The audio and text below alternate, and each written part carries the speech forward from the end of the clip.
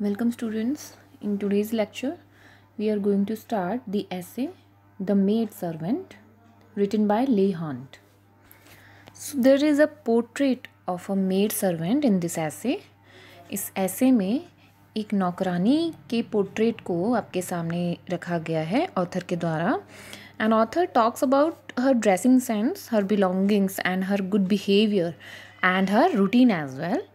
जो ऑथर हैं वो हमारे सामने उसके ड्रेसिंग सेंस के बारे में, उसकी बिलोंगिंग्स यानी जो भी वस्तुएं अपने पास वो रखती हैं उसकी चर्चा करते हैं, साथ ही साथ उसके गुड बिहेवियर के बारे में और उसका जो रूटीन रहता है उसके बारे में भी वो हमें बताते हैं.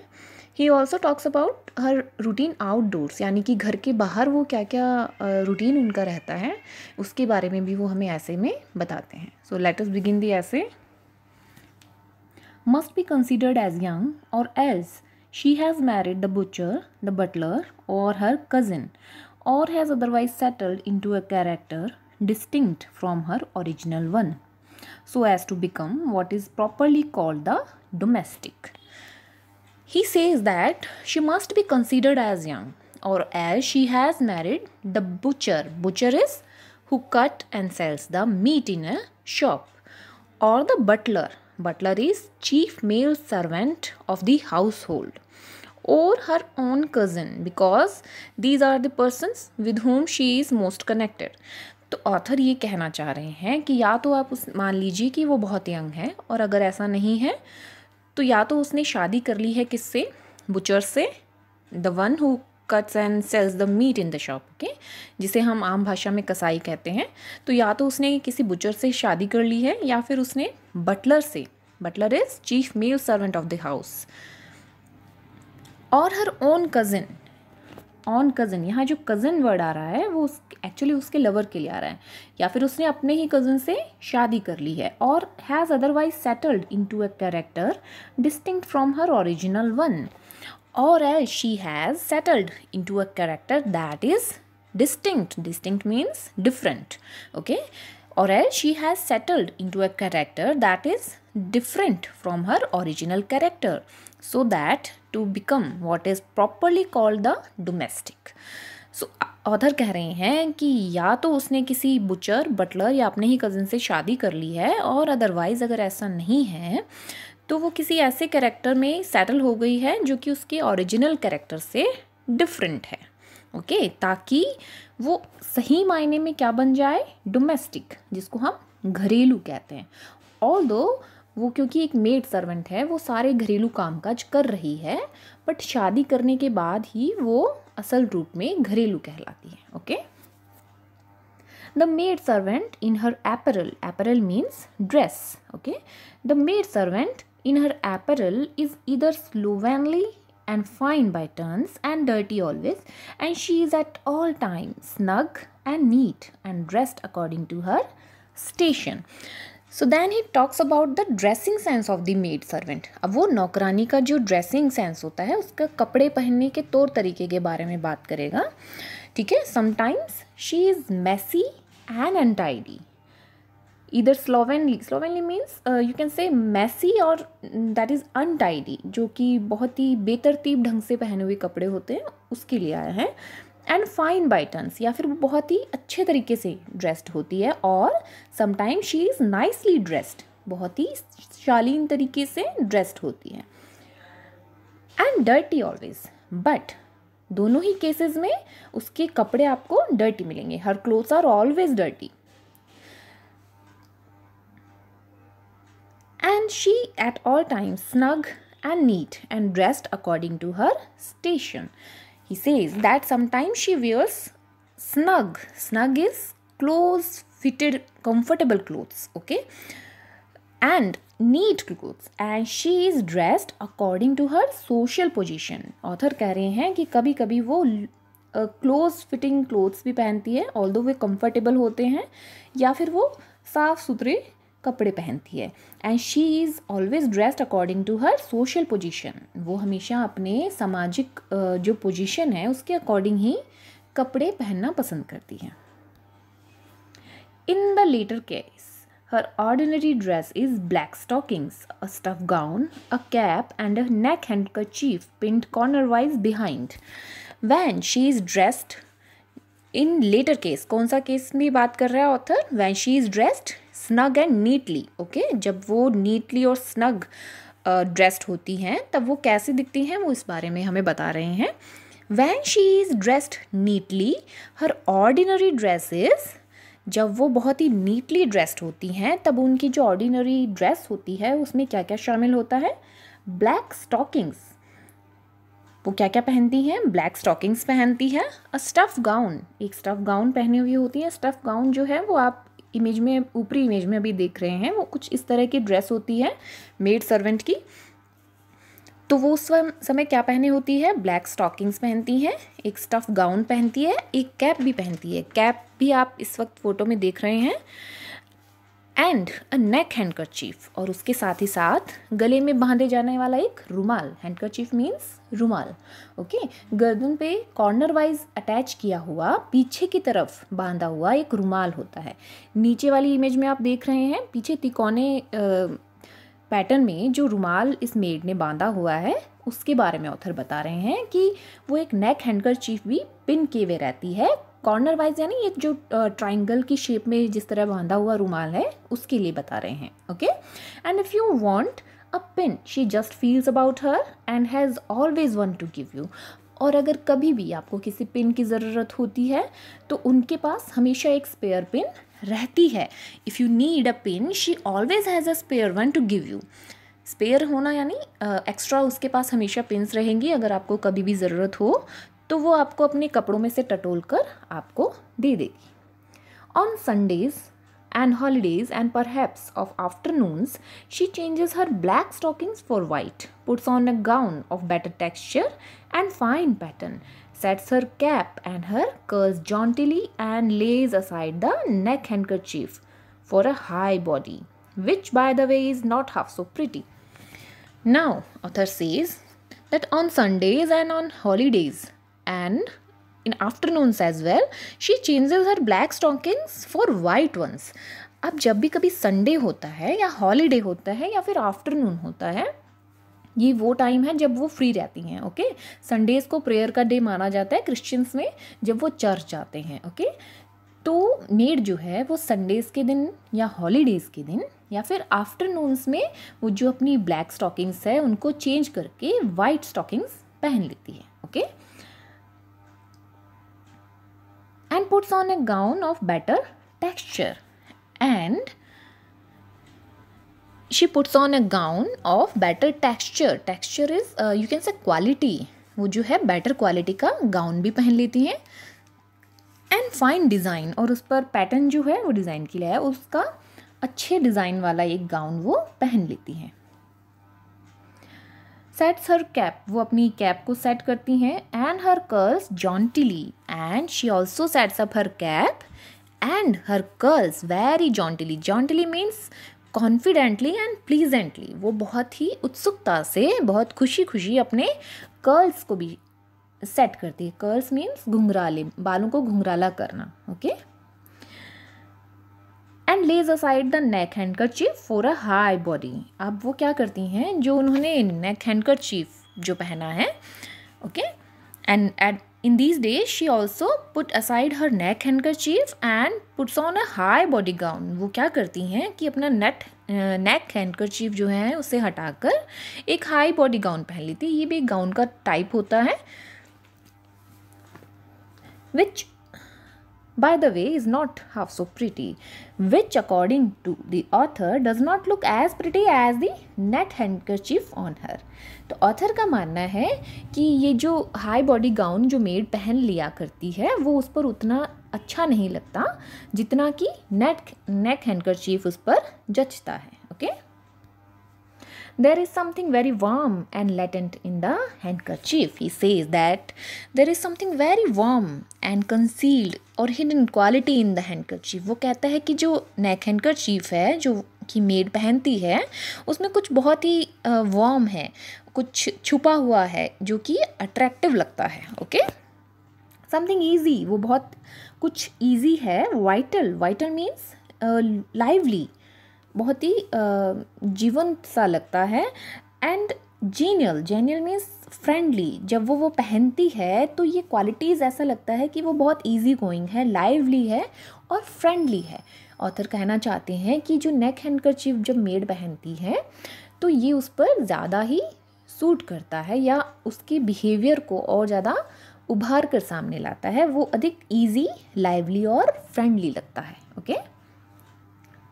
A woman in high-bodied gown made to fit her like a case is by no means more modest and is much less tempting. So author says that woman in a high-bodied gown that fits her like a case की तरह जो उस पर fit हो जाता है, ये बहुत ही टाइट फिटिंग गाउन होता है। वो कहता है कि उसमें वो इस तरह लगती है जैसे कि उसकी आउटर कवरिंग हो, जैसे कि उसको किसी ढांचे में रख दिया गया है। He says that it is not at all decent, वो उस पर बिल्कुल भी सभ्य या डिसेंट नहीं लगता है। And it looks much less attractive than her neck handkerchief, और वो ये भी कह रहे हैं कि वो उस पर बहुत ही कम अट्रैक्टिव लगता है और जो हैंडकरचीफ जो वो बांधती हैं वो उन पर ज़्यादा अच्छा लगता है। Okay. Modest means simple. Okay. And much less tempting means attractive. वो कहना चाह रहे हैं ये जो हाई बॉडी गाउन होते हैं ये उन पर बहुत कम अच्छे लगते हैं क्योंकि वो सिंपल नहीं है और अट्रैक्टिव भी नहीं लगते हैं। किसके कंपैरिजन में? नेक हैंडकरचीफ के। Okay. She looks like a figure at the head of a ship, वो किसी जहाज पे रखे हुए किसी फिगर की तरह लगती है। That means she looks artificial, वो क्या बनावटी लगती है उन कपड़ों में, उन हाई बॉडीड गाउन में। That is all he wants to say. Okay. The tucker is much better as well as the handkerchief and is to the other what the young lady is to the servant. He says that the tucker looks much better on her just like the handkerchief.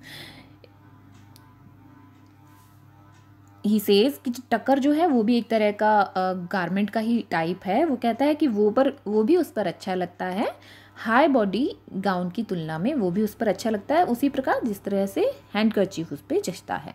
The one always reminds us of Sparkler in Richard Steele, the other of Fanny in Joseph Andrews.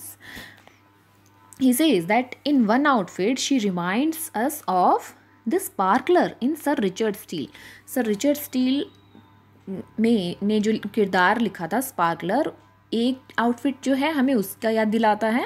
And in other she reminds us of Fanny, और दूसरी dress में वो हमें फैनी की याद दिलाती है जो कि किसमें है? जोसेफ एंड्रूज में।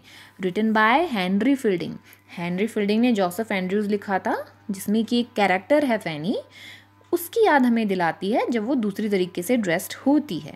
And Fanny is much sweet and gentle character. Okay. Fanny का जो कैरेक्टर है वो बहुत ही जेंटल और स्वीट होता है। दैट मीन्स जब वो अपनी नेक हैंडकरचीफ वाली ड्रेस वो पहनती हैं मेड, वो ज़्यादा ही स्वीट और जेंटल दिखती हैं बजाय किसी हाई बॉडी गाउन में। That is all he wants to say. Okay. He looks more beautiful in modest clothes, वो जो है शालीन कपड़ों में बहुत ज़्यादा अच्छी लगती है बजाय किसी हाई बॉडी गाउन। ठीक है। बट टू रिटर्न, तो हम अपनी बात पर आते हैं। The general furniture of her ordinary room, the kitchen, is not so much her own as her master's and mistress. Now he says in these lines author talks about the belongings in her room that we generally find. जो भी सामान उसके कमरे में अक्सर हमें देखने को मिलता है सर्वेंट के, जो मेड है उसके रूम में, उसके बारे में ऑथर बात कर रही हैं। We know the general furniture of her ordinary room, the kitchen is not so much her own as her master's and mistress and need not be described. He says that we know that her ordinary room is kitchen, where the general furniture belongs to her master and her mistress. हम जानते हैं generally जो उसका room होता है वो kitchen ही होता है मेड का, और वहाँ जो मोस्टली जो फर्नीचर है वो किसको बिलोंग करता है? वो उसके मालिक का है। हर मास्टर एंड मिस्ट्रेस उसके मालिक और मालकिन का है, वो मेड का फर्नीचर नहीं है। Okay. And that furniture need not to be described, उस फर्नीचर को डिस्क्राइब करने की हमें यहाँ आवश्यकता नहीं है। क्यों? क्योंकि वो मेड का नहीं है। Okay, and that does not belong to her, क्योंकि वो उस मेड से बिलोंग नहीं करता है, इसलिए हम यहाँ उस फर्नीचर की चर्चा नहीं करेंगे। But in a drawer of the dresser or the table in company with the duster and a pair of snuffers may be found some of her property such as a brass thimble. Now in the drawer of the dresser, जो dresser होता है, dresser यहाँ जहाँ जो ladies जहाँ तैयार होती हैं उसको ड्रेसर बोलते हैं। ओके, इन द ड्रॉवर उसकी जो दराज होती है। ओके, ड्रॉवर मीन्स दराज। In the drawer of the dresser or the table, या फिर किसी टेबल की दराज में, we can find a duster that she uses for dusting the furniture. जो फर्नीचर की धूल झाड़ने के लिए वो जो डस्टर यूज़ करती है वो हमें उस दराज में मिल जाता है। Okay, and we can also find a pair of snuffers. अब देखिए स्नफर्स क्या होता है। स्नफर, यहाँ जो ऊपर वाली इमेज में आप देख रहे हैं वो एक स्नफर है।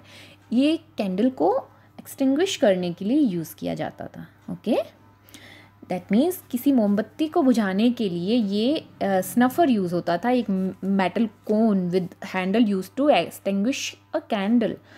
एक हैंडल के साथ जुड़ा हुआ एक कोन टाइप का स्ट्रक्चर होता है जिससे कि कैंडल को बुझाने के लिए यूज़ होता था। ओके, तो इस ड्रॉवर में हमें और क्या क्या मिलता है, वो कहते हैं कि ऑथर कहते हैं इस ड्रॉवर में आपको एक तो डस्टर मिल जाएगा जिसको यूज़ वो करती हैं फर्नीचर को डस्टिंग करने के लिए। ओके, और इसके अलावा क्या मिलेगा, in company with the duster and a pair of snuffers, और कुछ एक जोड़े स्नफर्स आपको मिल जाएंगे। स्नफर्स किस लिए यूज़ होते हैं, मोमबत्तियों को बुझाने के लिए।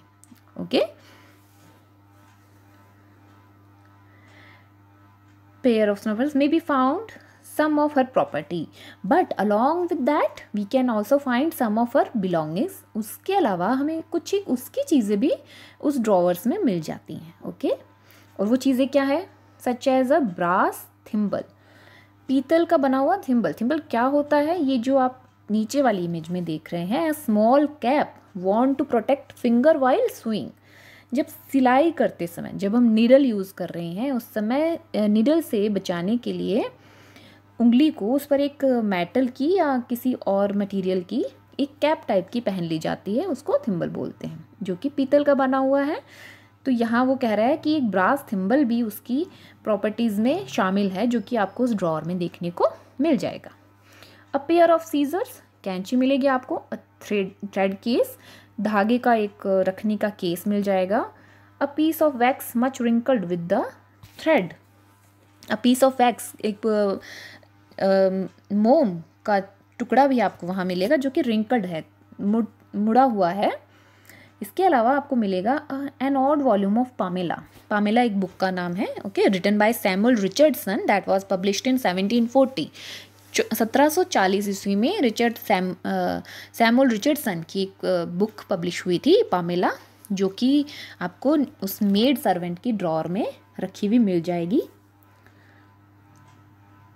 George and perhaps a six-penny play such as George Barnwell and Mrs Behn's Oroonoko. इसके अलावा आपको क्या क्या मिलेगा, along with that we can also find six-penny play, हमें कुछ सस्ते से प्ले भी मिल जाएंगे, जैसे कि जॉर्ज बॉर्नवेल रिटन बाय जॉर्ज लिलो। जॉर्ज बॉर्नवेल जो है जॉर्ज लिलो ने लिखा था, और ओरोनुको रिटन बाय मिसेस जाफ्रा बैन, या फिर ओरोनुको की एक कॉपी आपको मिल जाएगी जो कि मिसेस बैन ने लिखी है। There is a piece of looking glass in the window, there is a piece of looking glass in the window. खिड़की में आपको क्या मिलेगा, एक शीशा, देखने के लिए जो दर्पण होता है वो भी आपको मिल जाएगा। लुकिंग ग्लास जो दर्पण जो होता है उसके लिए आया है। The rest of her furniture is in the Garrett, the rest of her furniture is in the garret. Garret means an attic or a living space at the top of the house.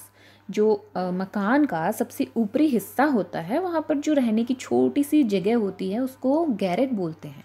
आम भाषा में आप उसको अटारी भी बोल सकते हैं। Okay, तो उसका जो बाकी का फर्नीचर है वो आपको कहाँ मिलेगा, गैरेट में। Where you may find a good looking glass on the table, Here you can find a good looking glass on the table.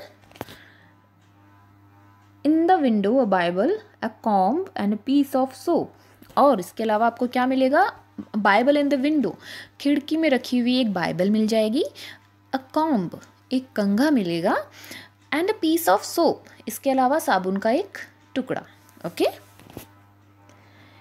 Here stands also under stout lock and key the mighty mystery the box. और यहाँ पर इन चीज़ों के अलावा आपको क्या मिलेगा? Here you can also find a big mystery box that is under stout lock and key. Stout means मजबूत. ठीक है, यहाँ पर आपको एक रहस्यमयी बॉक्स भी मिलेगा. Mighty means big. एक बड़ा रहस्यमयी बॉक्स आपको मिल जाएगा. कहाँ पे? अटारी में. ओके, एटिक में, जो कि एक बहुत ही मजबूत ताले और चाबी से प्रोटेक्ट किया हुआ होगा. कंटेनिंग, और इस बॉक्स में क्या क्या होगा वो ऑथर हमें बता रहे हैं. अमंग अदर थिंग्स, दूसरी चीज़ों के साथ साथ, हर क्लोथ्स, उसके कपड़े, 2 or 3 सॉन्ग बुक्स, 2 या 3 सॉन्ग्स की किताबें. Consisting of 19 for the penny, जो कि एक पेनी में 19 आती होंगी. Sundry tragedies at a half penny the sheet, कुछ सस्ती ट्रेजेडीज भी आपको वहाँ मिल जाएंगी. ट्रेजेडीज जो लिखी गई हैं उसकी कुछ सस्ती ट्रेजेडीज, सनरी मीन्स तरह तरह की, आपको वहाँ मिल जाएंगी. The whole nature of dreams laid open together with the fortune teller and the account of the ghost of Mrs Veal and the story of beautiful Zoa. So these are names of tragedies. Okay, ये सब उन किताबों के नाम हैं. Who was cast away on a desert island showing how etcetera. ये इस तरह की बुक्स आपको उसकी उस मिस्ट्री बॉक्स में देखने को मिलेगी. Some half crowns in a purse. Half crown उसकी करेंसी है. ओके, मुद्रा जिसे कहते हैं. हाफ क्राउन्स उसकी कहाँ मिलेगी? पर्स में उसके मिलेंगे. Including piece of country money, उसके साथ साथ आपको कंट्री मनी, उसके गांव की जो मनी है वो भी उस मिस्ट्री बॉक्स में आपको रखी हुई मिल जाएगी. With the good countess of Coventry on one of them, and we can find some pieces of country money with the good countess of Coventry on one of them. Riding naked on the horse. One of them riding naked on the horse. So he is talking about who was countess of Coventry. Screen पर आप जो तस्वीर में देख रहे हैं ये है Godiva. Okay, who rode a horse naked to persuade her husband to adopt a lenient policy towards his subjects.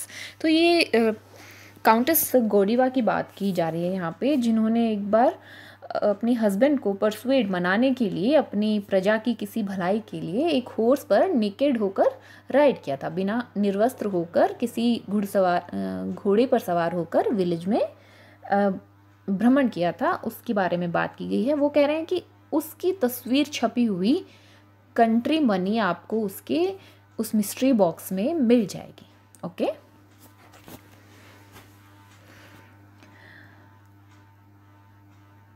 a silver penny wrapped up in cotton by itself. Along with that you can also find a silver penny wrapped in a cotton. एक आपको silver की पैनी भी मिल जाएगी जो किसमें लपटी हुई है? रुई के अंदर.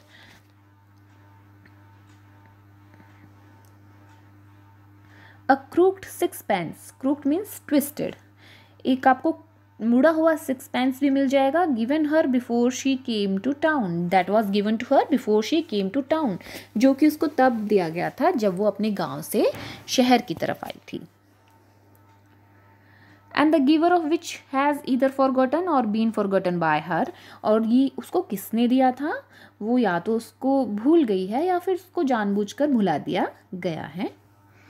Okay, she is not sure which, जिसके बारे में वो श्योर नहीं है कि या तो वो भूली है या उसने उसको भुला दिया है. उसके अलावा आपको क्या मिलेगा? 2 little enamel boxes. Besides that you can also find 2 little enamel boxes. Enamel something related to makeup. Okay, enamel जो है वो मेकअप से रिलेटेड कुछ होता है, और ये जो बॉक्स की बात कर रहे हैं वो आप इस अभी स्क्रीन पर जो फोटो दिख रहे हैं ये इनेमल बॉक्स की फ़ोटो है. Okay, with looking glass in the lid, जिसके ढक्कन के ऊपर एक लुकिंग मिरर, जो एक शीशा होता है देखने का, वो भी लगा होता है इस बॉक्स के अंदर. One of them a fairing, वहाँ पर आपको 2 इनेमल बॉक्सेस मिलेंगे. ओके, जिस पर कि लुकिंग ग्लास भी होगा लिड के अंदर, ढक्कन के अंदर, लिड यानी ढक्कन. One of them a fairing, उनमें से एक जो है वो आपको फेयरिंग है. फेयरिंग मीन्स जो मेले से मिला हुआ कोई उपहार होता है उसको फेयरिंग बोलते हैं. सो दोनों बॉक्सेस में से एक तो एक फेयरिंग है and the other a trifle from Margaret, और जो दूसरा है वो एक ट्रिफल फ्रॉम मार्गेट है. फोटो में आप देख रहे हैं ये कंपनी का नाम है, ट्रिफल फ्रॉम मार्गेट. ओके, दूसरा इनेमल बॉक्स कहाँ से है? अ ट्रिफल फ्रॉम मार्गेट. तो ये 2 इनेमल बॉक्सेस भी आपको उसके मिस्ट्री बॉक्स में मिल जाएंगे. And lastly, various letters, square and ragged and directed in all sorts of spellings. और इसके अलावा सबसे लास्ट में आपको कुछ लेटर्स मिलते हैं. We can also find some various letters, square and ragged. Ragged means all and torn. जो ऐसे पत्र मिलेंगे जो कि आपको भी रैग्ड अवस्था में मिलेंगे, दैट मीन्स वो बहुत ही पुराने हैं और फटे हुए हैं. Okay, one of them written by a girl who went to a day school is directed Miss. All दो ये जो लेटर्स हैं वो अलग अलग तरीके से स्पेलिंग्स यूज़ करते हुए लिखे गए हैं. जहाँ कैपिटल यूज़ होने चाहिए वहाँ लिटिल लेटर्स को यूज़ किया गया है. But one of these letters was written by a girl who went to a day school. पर इनमें से एक लेटर ऐसा है जो किसी एक ऐसी लड़की ने लिखा है जो कि स्कूल गई थी. दैट मीन्स ये किसी पढ़ी लिखी लड़की ने लिखा हुआ लेटर है, क्योंकि उसमें जो एड्रेस करने का तरीका है वो कैसा है? Directed means addressed. उसमें जो एड्रेस किया गया है वो कैसे किया गया है? मिस जो है यूज़ करते हुए. ओके, तो ये कहते हैं कि लेटर जो हैं आपको फटी पुरानी अवस्था में मिलेंगे, लेकिन और उसमें जो स्पेलिंग्स यूज़ की गई है वो भी बहुत ही करेक्टली यूज़ नहीं हुई हैं. जहाँ लिटिल लेटर्स लिख दिए गए हैं जहाँ कैपिटल्स आने चाहिए वहाँ पर. बट एक लेटर है जो कि लगता है किसी ऐसी लड़की ने लिखा है जो कि स्कूल गई है, और क्योंकि उसने एड्रेस कैसे किया है? मिस लिख कर किया है. Okay, in her manners the maid servant sometimes imitate her young mistress. She puts her hair in papers, cultivates a shape and occasionally contrives to be out of spirits.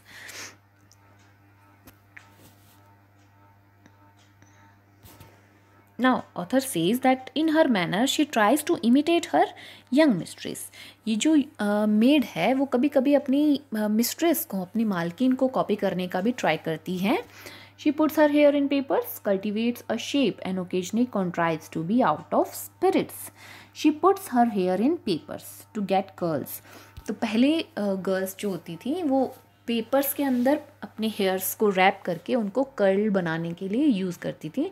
घुंघराले बाल पाने के लिए वो उनको किसी पेपर में रैप किया करती थी. Okay, just like her mistress, अपनी मिस्ट्रेस को कॉपी करते हुए वो भी अपने हेयर्स को पेपर्स में कवर करती हैं. She tries to develop a shape like her.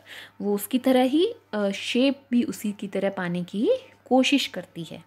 And sometimes she manages to be out of spirit. और कभी कभी वो कोशिश करती है कि वो उसकी तरह out of spirit. Out of spirit means someone who is sad and discouraged, जो कि बहुत उदास और जिसमें उत्साह नहीं हो, ऐसा दिखने की भी वो कोशिश करती है. किसकी तरह? अपनी मालकिन की तरह. Okay, but her own character and condition overcome all sophistication of this sort. But her own character and condition overcome all sophistication. Sophistication is refined behavior, जो कि बहुत ही refined या फिर ऊंची सोसाइटी का, कुलीन वर्ग का जो बिहेवियर है, वैसा जो बिहेवियर है उसको सोफिस्टिकेशन कहते हैं. वो जो है वो बहुत देर तक वो आर्टिफिशियल बिहेवियर जो है वो कैरी नहीं कर पाती है, क्योंकि उसका जो नेचुरल कैरेक्टर है वो किसी ना किसी रूप में सामने आ ही जाता है. Okay, Her shape, fortified by the mop and scrubbing brush, will make its way, and exercise keeps her healthy and cheerful. He says that she fails to manage this sort of artificial behavior, जो कि वो अपनी मालकिन की copy करने की try करती है, वो बहुत देर तक उसको कैरी नहीं कर पाती है, because her shape that has become stronger by mopping the floor and scrubbing brushes will naturally appear. उसकी जो शेप जो है, जो कि उसने एक्सरसाइज कर करके, कौन सी एक्सरसाइज, मोपिंग मीन्स फर्श पर पोछा लगाना, उसको मोपिंग कहते हैं. ओके. एंड स्क्रबिंग ब्रशेज, और ब्रशेज को घिसते हुए उसकी जो शेप है वो अपने आप कैसी हो गई है, बहुत स्ट्रॉन्ग हो गई है. ओके. हर शेप फोर्टिफाइड, यानी कि वो बहुत स्ट्रॉन्ग हो गई है, उसकी जो शेप है, by mop and scrubbing brush, किस एक्टिविटी से, मोपिंग द फ्लोर, क्योंकि वो फर्श पर पोछा लगाती हैं, और स्क्रबिंग ब्रश, और जो ब्रश है उसको घिसने से उसकी बॉडी जो है वो स्ट्रॉन्ग हो गई है.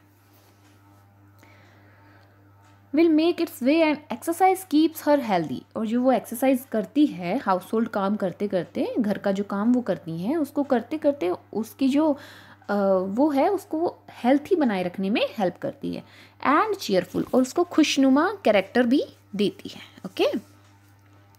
Exercise keeps her healthy and cheerful, that is why she can not pretend to be out of spirit like her mistress. वो चाहकर भी अपनी मिस्ट्रेस की तरह आउट ऑफ स्पिरिट, निराश दिखने की कोशिश करती है, बट वो ऐसा नहीं कर सकती. क्यों? क्योंकि एक्सरसाइज की वजह से उसका नेचर जो है नेचुरली हेल्दी और चीयरफुल हो गया है. Okay. From the same cause her temper is good, और इसी एक्सरसाइज की वजह से उसका बिहेवियर भी बहुत अच्छा है. Though she gets in to little her heats when a strong stranger is over saucy. ऐसा है कि हर टेम्पर और behaviour is also very good, but because of the exercise that she does, although she also gets angry sometimes when a stranger tries to become over friendly with her.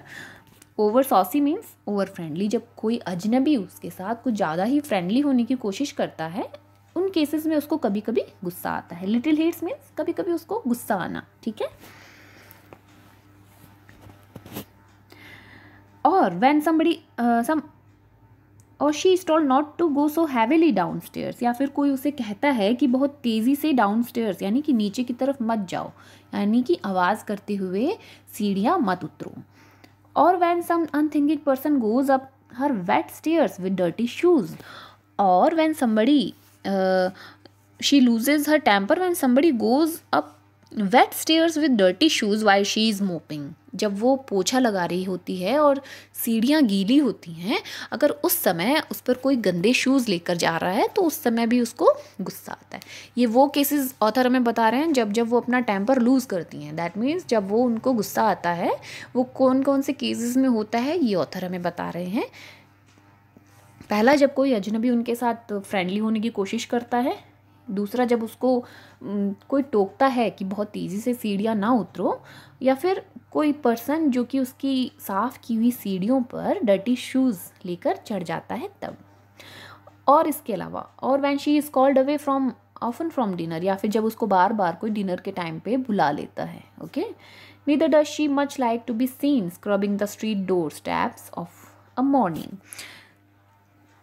She also does not like to be seen scrubbing the street door steps in the morning. जब सुबह वो street door, सड़क पर खुलने वाला जो दरवाज़ा है, उसको जब वो उसकी स्टेप साफ़ कर रही हो तो उसे अच्छा नहीं लगता कि कोई उसको देखे. Okay. And sometimes she catches her self saying dread that butcher but immediately adds God forgive me. और कभी कभी ये चीज़ जब हैपन होती है, When it happens, she sometimes says dread that butcher, यानी कि वो एब्यूसिव लैंग्वेज कभी कभी यूज़ भी कर लेती है, बट इमीडिएटली एड्स, पर हाथों हाथ क्या ही वो ऐड कर देती है, God forgive me for using such foul language, कि गॉड मुझे माफ़ करना ऐसी फाउल लैंग्वेज, ऐसी बुरी भाषा को यूज़ करने के लिए. The tradesmen indeed, with their compliments and arch looks, seldom give her cause to complain. The tradesman give her compliments and arch look, but she never complaints because she loves compliment. Tradesman जो होते हैं वो उसकी तरफ देखकर compliments देते हैं उसे, जो कि उसको अच्छा लगता है। The milkman bespeaks her good humor for the day with come pretty maids। और जो मिल्कमैन है, the milkman compliments her come pretty maid and this becomes cause of her good humour for the whole day. जब सुबह सुबह दूध वाला जो है अगर उसको ये कॉम्प्लीमेंट के तौर पे कह देता है कम प्रिटी मेड्स, तो वो उसके पूरे दिन के लिए उसके गुड ह्यूमर का रीज़न बन जाता है। दैट मीन्स उसका मूड जो है वो पूरे दिन अच्छा रहता है अगर उसको सुबह सुबह दूध वाला ये कॉम्प्लीमेंट दे देता है। Okay, then follows the butcher, the baker and the oilman etcetera. और उसके बाद बुचर, बेकर और ऑयलमैन है, ये सब लोग भी उसको कॉम्प्लीमेंट देते हैं, all with their several smugs and little loiterings. When she goes to the shops herself, it is for her the grocer pulls down his string from its roller with more than the ordinary whirl and tosses his parcel into a tie. Now, after the milkman, there comes the butcher, the baker and the oilman with their smirks.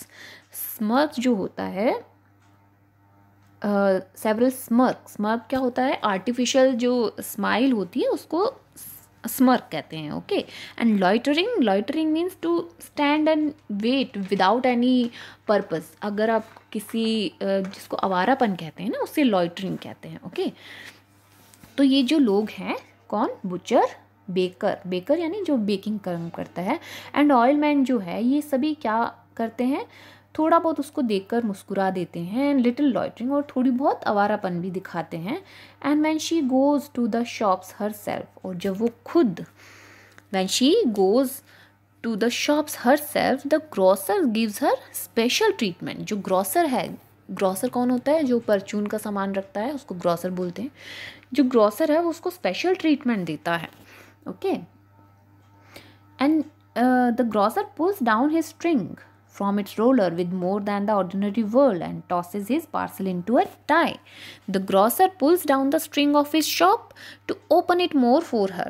जो grocer है वो जो string के ऊपर जो cover लगा होता है दुकान को बंद करने के लिए, उसको नीचे की तरफ खींचता है, pulls down to open it more, उसको ज़्यादा खोलने के लिए उसको नीचे की तरफ खींचता है। किसके लिए, उस मेड के लिए, क्योंकि वो शॉपिंग करने कौन आई है, मेड आई है, तो उसको वो स्पेशल ट्रीटमेंट देने के लिए उसके लिए ज़्यादा खोल देता है अपनी शॉप को। And he also ties his parcel, और जो भी पार्सल उसने पैक किया है वो उसको स्पेशली टाई भी करता है, यानी ऊपर से बांध भी देता है। और ये सब चीज़ें क्या दिखा रही हैं कि वो मेड को स्पेशल ट्रीटमेंट दे रहे हैं। So that is all for today's lecture. We will continue our lecture in our next video. Thank you.